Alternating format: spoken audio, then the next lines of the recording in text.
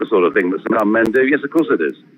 Of course it is. Doesn't it? I mean, it's not good. It's not nice. It's not pretty. But you know, sometimes groups of people get together and say all sorts of boastful things to each other, never imagining they'll appear on the front page of national newspapers. Yeah, is it the kind of talk that you engage in then? No. And if it was the kind of talk that you heard around a pub table, would you find it acceptable? No, I've heard it many times throughout my life, and I've always felt slightly awkward by it, but a lot of people do talk like that, and it's all well and good for the media to moralise and say, oh gosh, surely people don't speak like this. Unfortunately, sometimes people do. What we're talking about is a man who's effectively condoning physical sexual assault, and you're saying this is just the kind of thing men get into.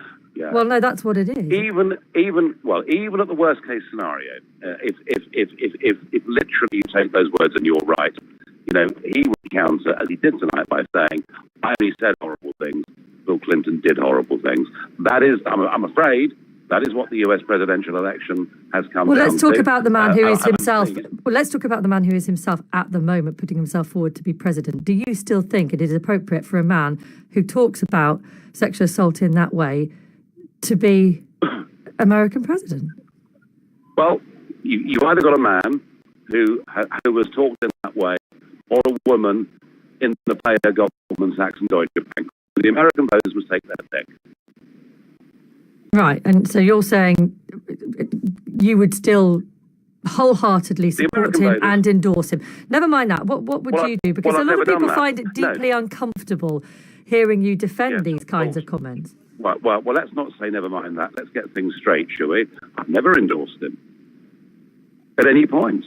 I'm not saying to the American people they should vote for Donald Trump, but what I am saying to them is that, you know, Brexit brings some big lessons for Western politics, and there are some really big direct crossovers between what happened in Brexit and what is happening here in America.